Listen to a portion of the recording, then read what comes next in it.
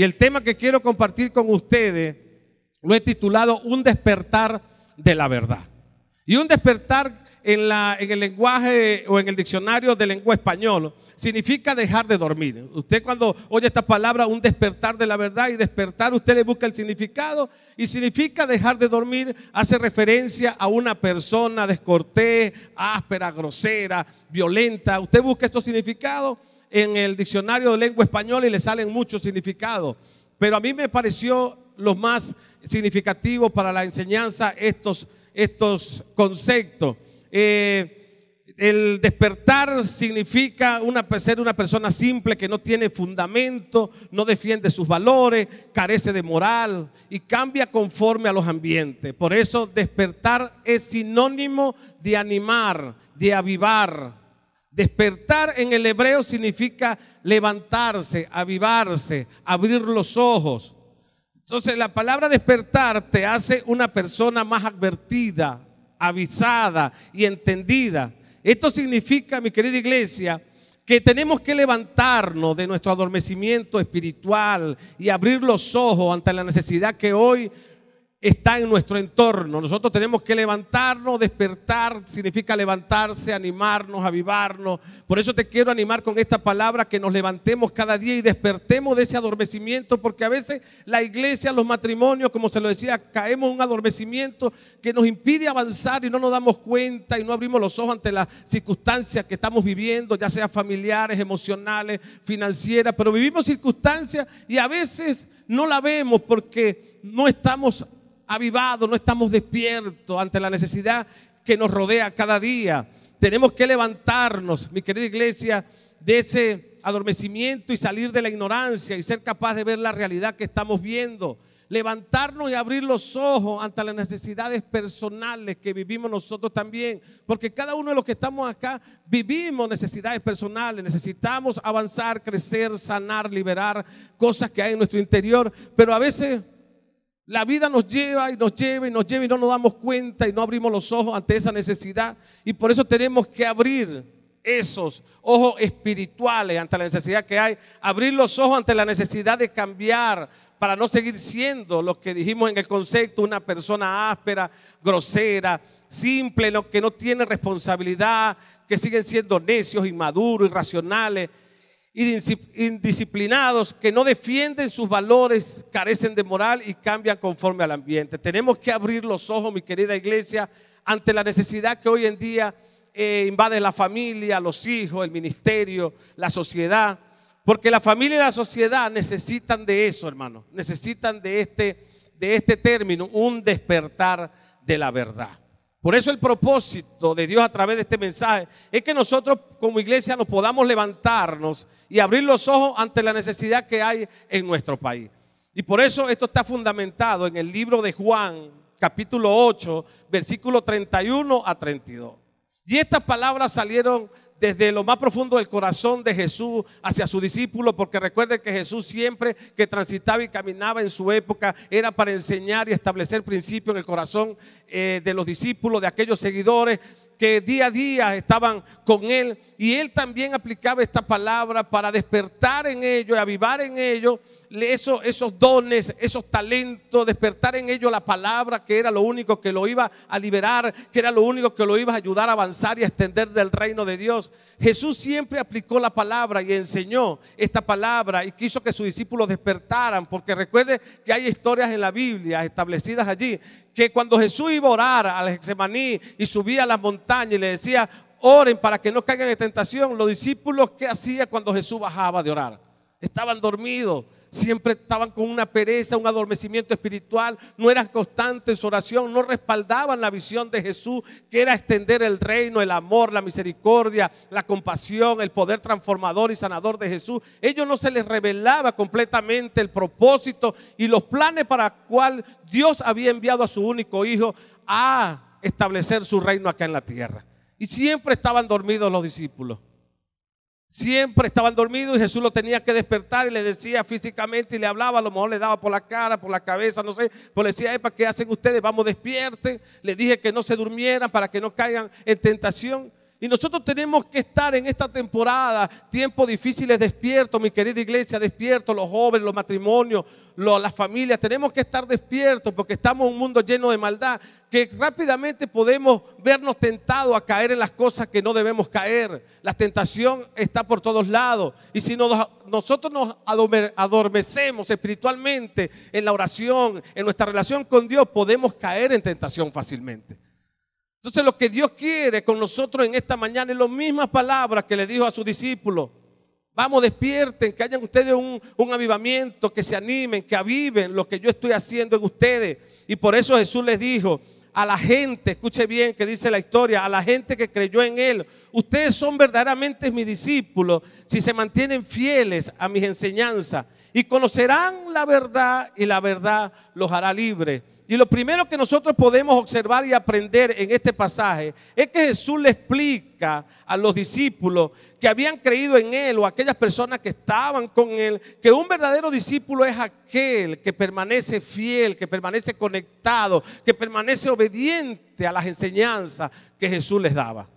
Un verdadero discípulo, un verdadero matrimonio, un verdadero joven, un verdadero ministerio, coordinador, líder, pastor, es verdadero cuando nos permanecemos conectados, permanecemos fieles, permanecemos obedientes a la palabra de Dios. Porque hay discípulos falsos, hermano, y la Biblia ya lo establece, que vienen tiempos malos donde se levantarán falsos profetas, falsos adoradores, falsos maestros, y nosotros tenemos que estar despiertos ante esos falsos maestros y esos falsos profetas, porque fácilmente nos pueden engañar con su conocimiento, con su elocuencia, pueden engañar a miles de personas, y nosotros tenemos que estar despiertos y desarrollar en nuestra oración lo que se llama el discernimiento, para discernir quién es el que me está enseñando, de dónde es el fundamento, qué principio está estableciendo y cómo es la vida de esa persona que me está enseñando a mí. Entonces hay también discípulos falsos. Y nosotros tenemos que salir, y aquí gracias a Dios no hay ese tipo de discípulos falsos, pero si hay alguna falsedad en nosotros, porque humanamente a veces cometemos errores y hay debilidad en nosotros, tenemos que salir de esa falsedad y ser verdaderos discípulos de Cristo en esta temporada. Ser fiel a las enseñanzas, a lo que Dios siempre nos da en esta casa y nos alimenta. Esto significa, mi querida iglesia, que la prueba que un discípulo es auténtico, es verdadero, es genuino, se demuestra por la permanencia en la palabra. Esa es la prueba para un discípulo. Esa es la prueba para nosotros como discípulos de esta casa. Esa es la prueba para un hijo de Dios. La permanencia se demuestra por la permanencia en su palabra. Pastor, ¿y cómo sabemos que una persona permanece fiel a la palabra de Dios? Que es un verdadero discípulo, usted lo puede evaluar fácilmente. Jesús lo dijo en Mateo 7, 16 y 20. Por su fruto y su conducta y su manera de ser y su manera de vivir, ustedes lo van a conocer. Es fácil, hermano. Por nuestro ejemplo, actitudes y conducta, nos damos a conocer si somos verdaderos hijos discípulos. Claro, recuerda, iglesia, que un discípulo, un verdadero discípulo no es una persona perfecta. Somos seres humanos con imperfecciones y errores, pero tenemos un Dios perfecto que va a ir corrigiendo nuestras imperfecciones. El apóstol Pablo lo dijo en Filipenses 1:6, el que comenzó la buena obra en ti, en mí, en todos los que estamos aquí, el que comenzó la buena obra en tu matrimonio, en tus hijos, la va a ir perfeccionando día a día hasta que Cristo venga. Entonces es un proceso de perfección, es un proceso de madurez, porque la palabra perfección en la Biblia significa madurez. Tenemos que ir madurando, igual con nuestros hijos nosotros los vamos enseñando, los vamos instruyendo. ¿Para qué? Para que cuando lleguen a una edad adulta puedan ser personas maduras, conscientes y responsables de las decisiones que van a tomar en la vida. Entonces, lo que demuestra que somos verdaderos discípulos, Jesús también lo estableció por medio del comportamiento y la conducta, sabemos. Y si hay errores en tu vida, hay errores en mi vida, bueno, seamos intencionales para corregir esos errores, porque Dios es un Dios de oportunidades. Cometiste un error ayer, cometiste un error hace años y que todavía caminas con ese sentimiento de culpa por el error que cometiste. Dios te perdona. Dios perdona multitudes de pecados. Y Dios te está brindando una oportunidad en esta mañana para que te arrepientas y cambies de actitud. Si cometiste un error y una decisión mal tomada y te trajo consecuencias, Dios te está dando la oportunidad para que tú te arrepientes. Arrepentimiento es cambio de actitud, no volver a hacer y a cometer el error que venía cometiendo. Y nosotros tenemos que mejorar continuamente. Yo creo en la mejora continua. Somos seres humanos, pero Dios nos ha dado una capacidad en nosotros para nosotros mejorar y ser cada día mejores esposos, mejores padres, mejores hijos, mejores discípulos y mejores miembros de esta casa. Por eso dice que la prueba de que un discípulo es auténtico se demuestra por la permanencia en su palabra, y la permanencia en su palabra demuestra la realidad y la autenticidad de nuestra fe. La permanencia de nosotros en la palabra de Dios va a demostrar la realidad o la autenticidad de nuestra fe. Si verdaderamente tenemos una fe verdadera, auténtica, genuina.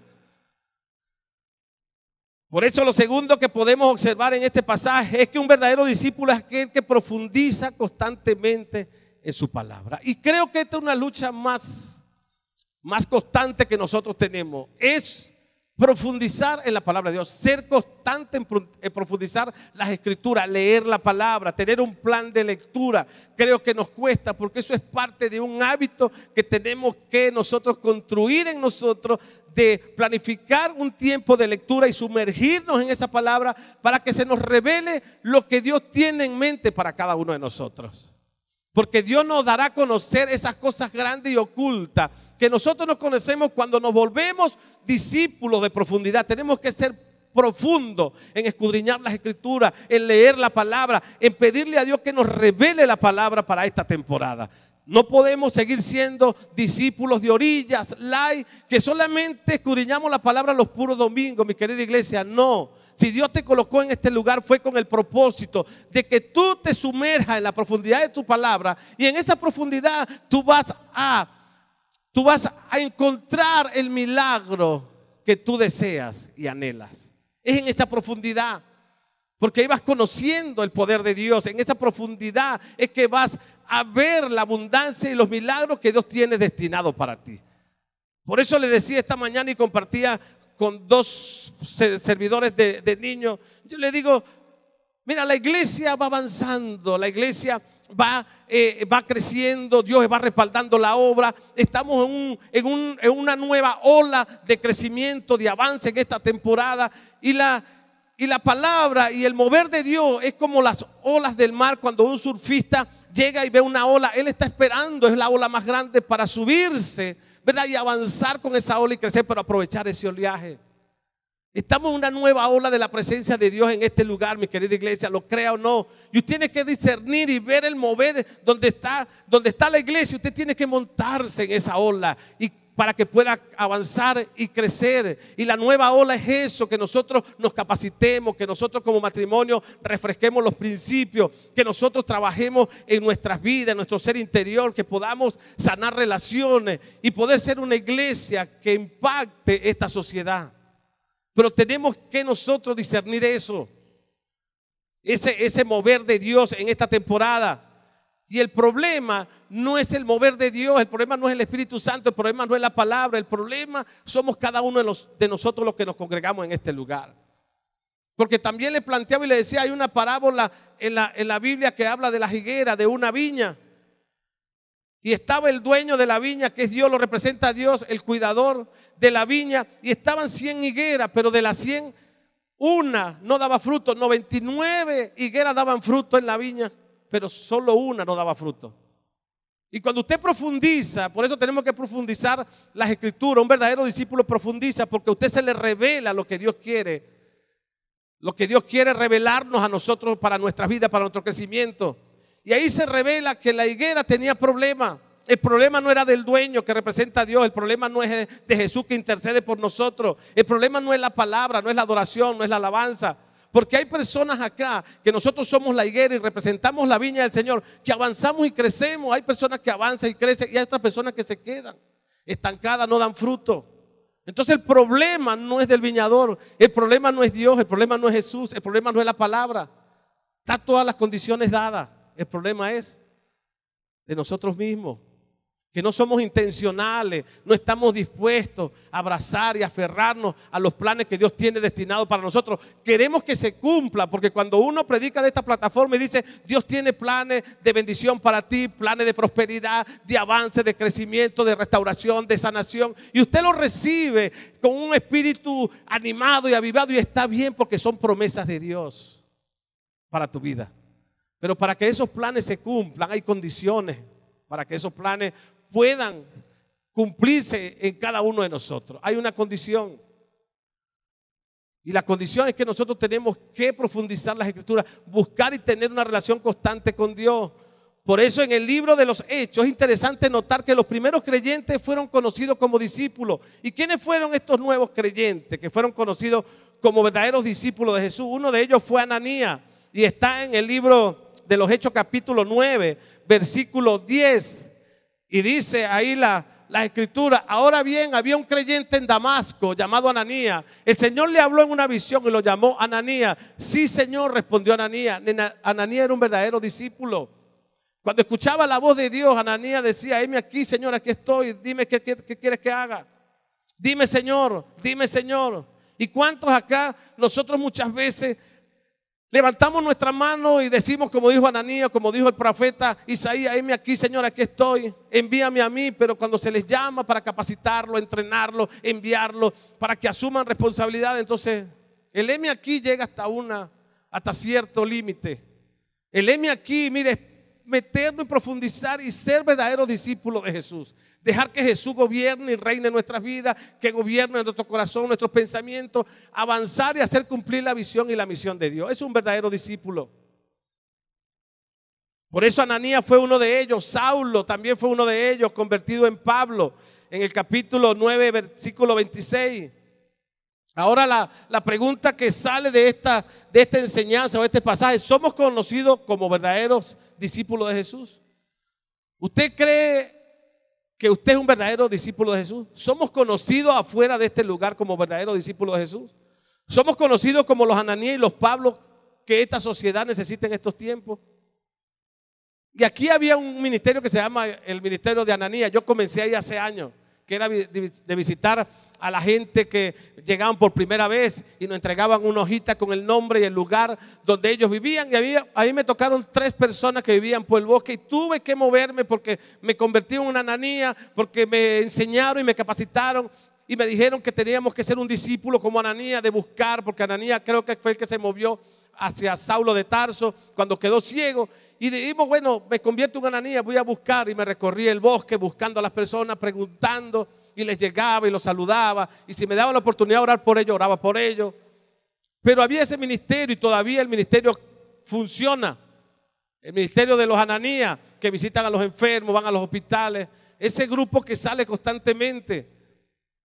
Entonces somos conocidos como esos Pablos también, que predican la palabra y que Dios ha hecho una transformación en nuestras vidas. Porque Pablo, dice la historia, cuando usted la lee en Hechos, dice que cuando lo vieron llegar, los discípulos que andaban con Ananías dijeron: no, con ese no vamos a andar. No, ese mataba a los cristianos, ese es un hombre que es un traidor, un violento, y etiquetaban a Pablo de una manera, porque él en unos tiempos fue violento, perseguía a los cristianos y los mataba, y no querían andar con él. Pero su conducta y su ejemplo y la manera de vivir de Pablo le cambió la perspectiva a estos discípulos, y dijeron: esto sí es un verdadero discípulo de Jesús. Por eso una de las mayores necesidades en el pueblo de Dios en esta temporada es convertirnos en verdaderos discípulos de Jesús, verdaderos matrimonios que adoremos a Jesús, que estemos conectados con Jesús. Lo tercero que podemos observar en este pasaje es que Jesús hizo esta afirmación porque en aquellas temporadas los religiosos, el judaísmo, creía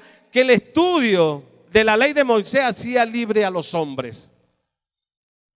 Por eso Jesús aplica esta palabra y le dice: no, la ley de Moisés no lo va a hacer libre a ustedes. El conocimiento de la ley por sí mismo no trae libertad a los hombres, le dijo Jesús.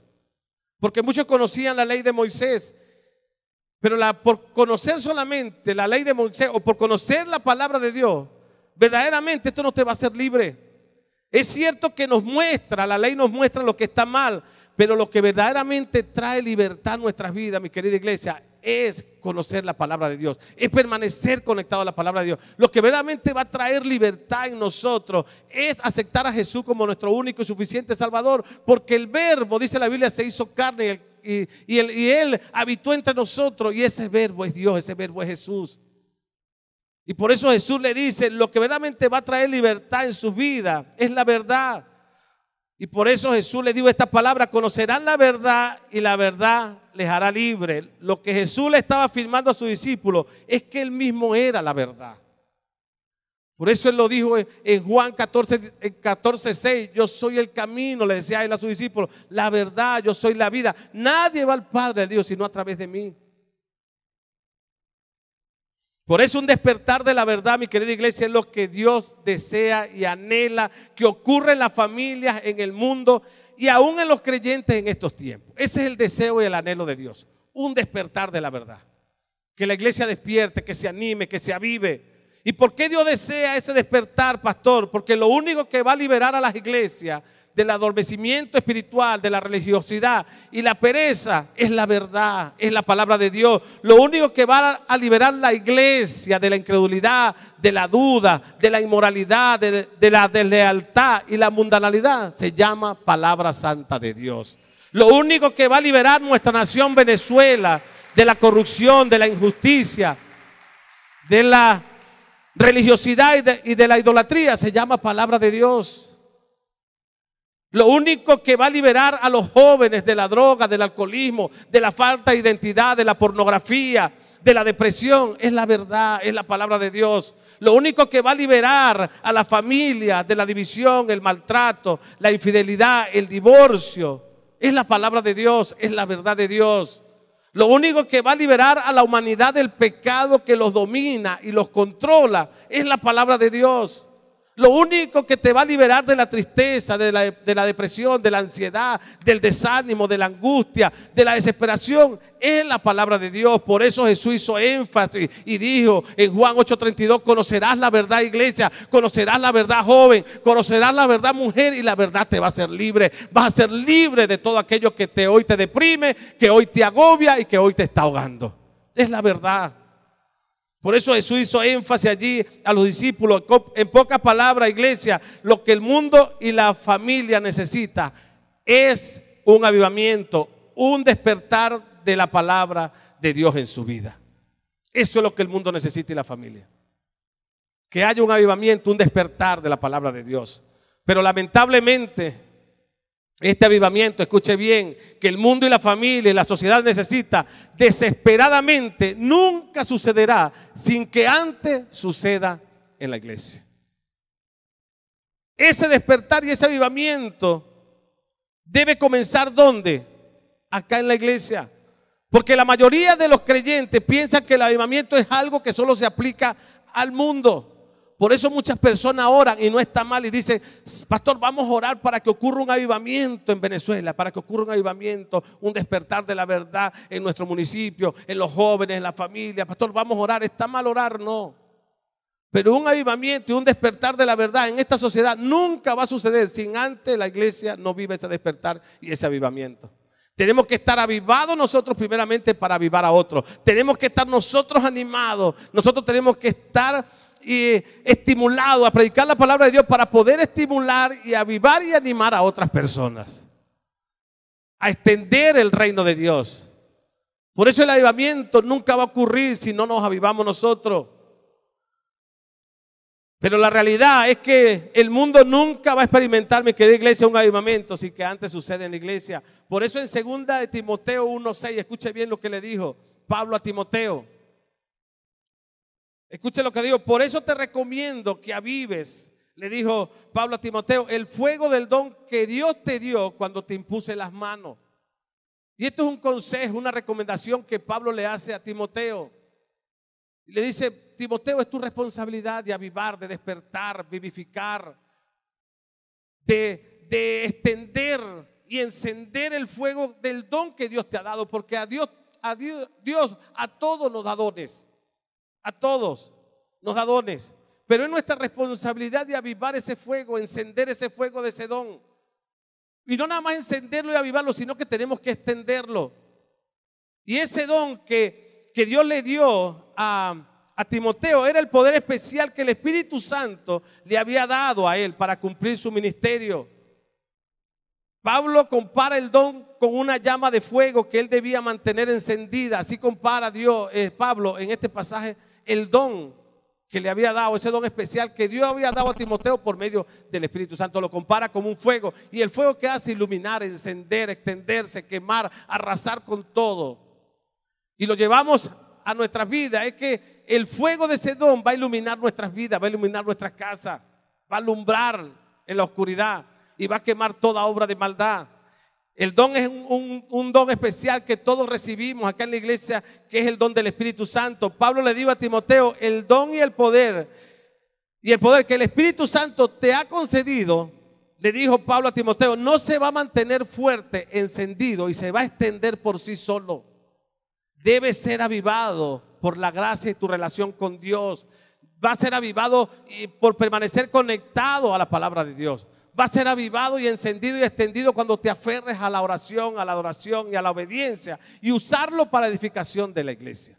Aplíquelo al día de hoy. Apliquémoslo al día de hoy. Dios también a nosotros nos ha dado dones como iglesia. ¿Quiénes han recibido el don del Espíritu Santo? El don del Espíritu Santo es que ya recibiste al Espíritu Santo en tu vida. El Espíritu Santo mora en ti. Ese es un don. Y nosotros es un don especial que recibimos porque ese es el don más especial. Después vienen otros tipos de dones que Dios nos da.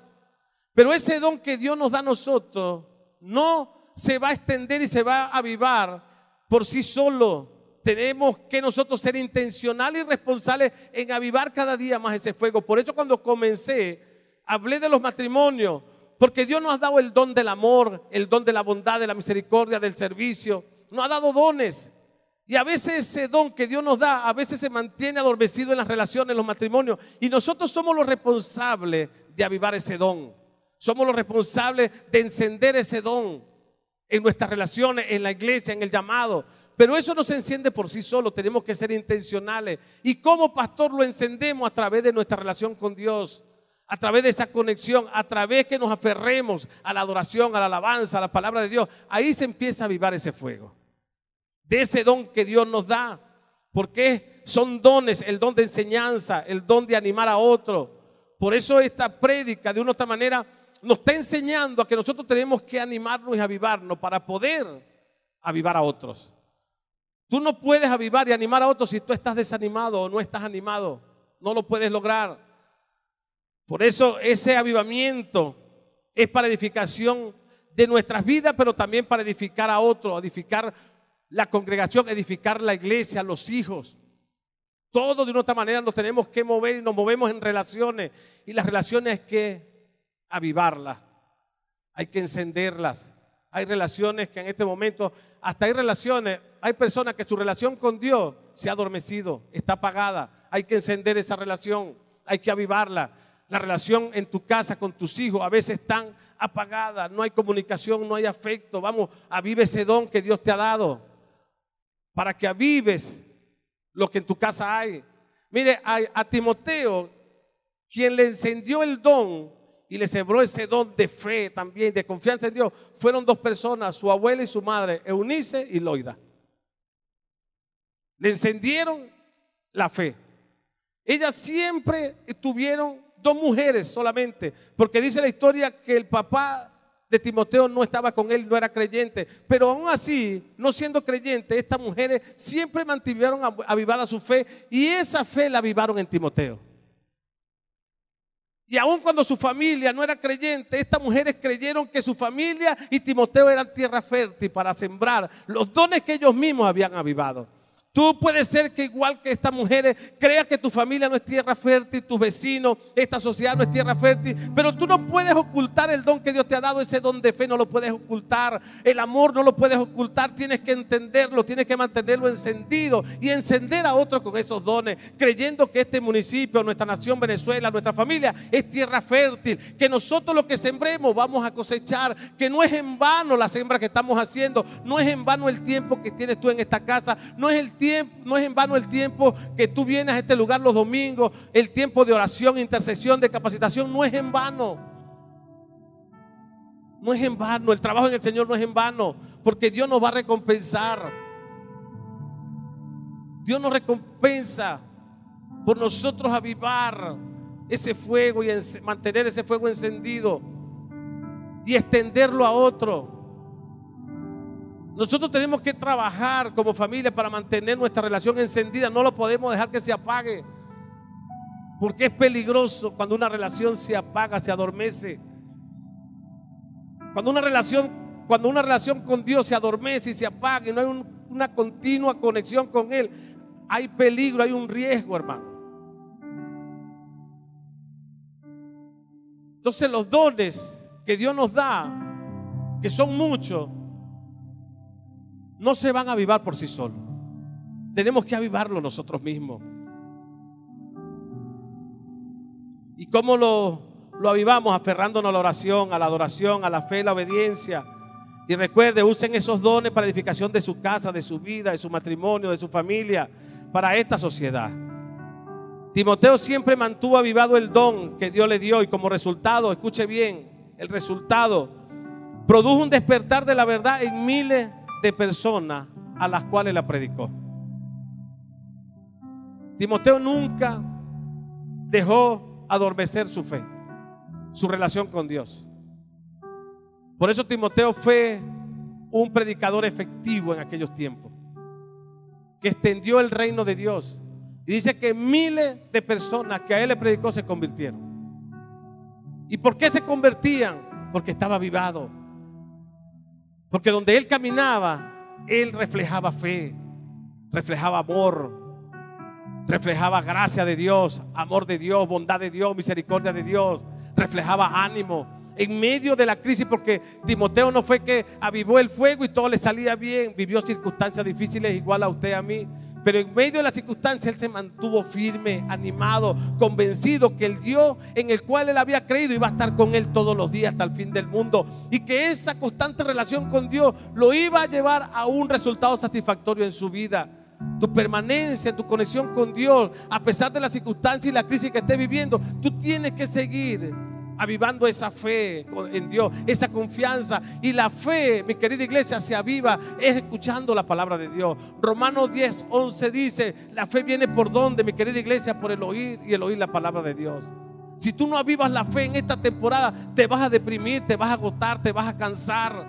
Tienes que avivar la fe. Vamos, ten fe, cree y confía que Dios está contigo, que Dios te hará recuperar todo lo que has perdido. No te quedes atacado en el pasado ya pasó. Enfócate en el presente, porque Dios tiene el control de tu presente y de tu futuro. Dios tiene el control del tiempo. Aférrate a Dios, aférrate a la palabra de Dios. Dios no te va a abandonar, no te va a desamparar.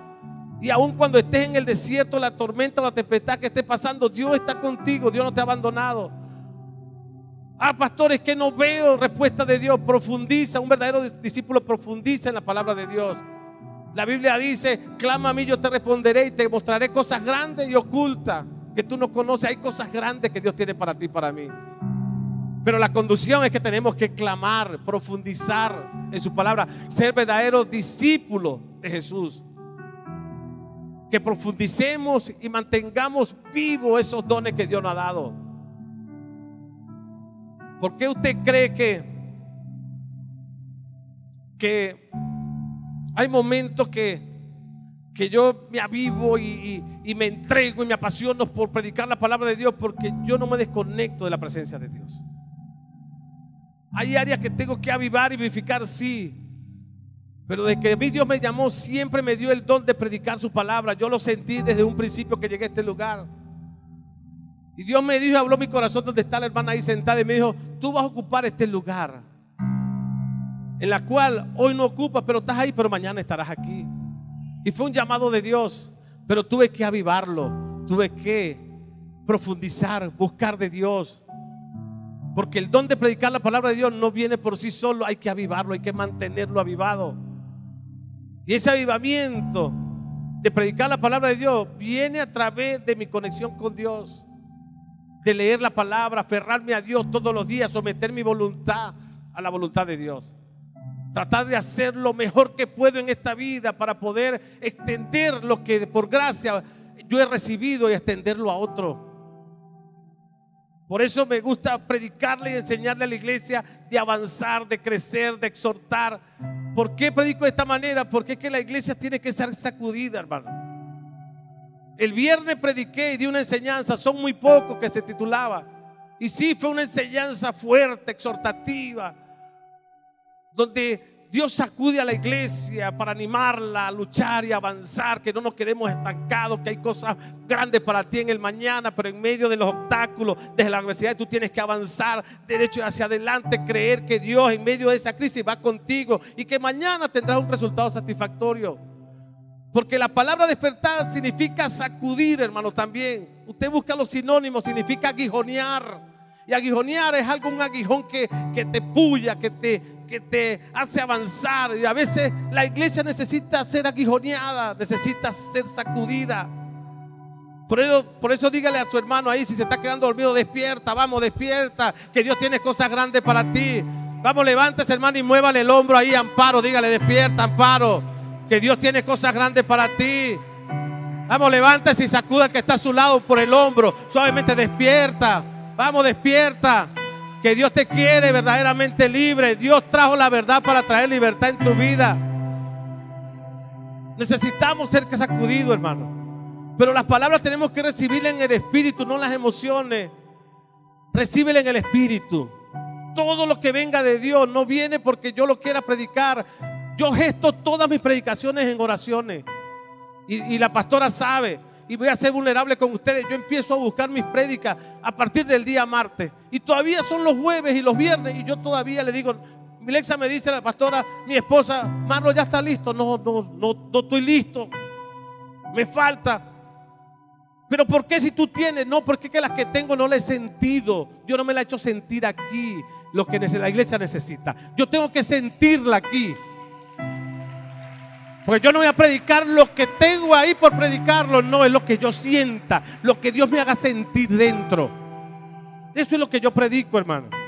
Y a veces paso jueves y viernes y sábado encerrado.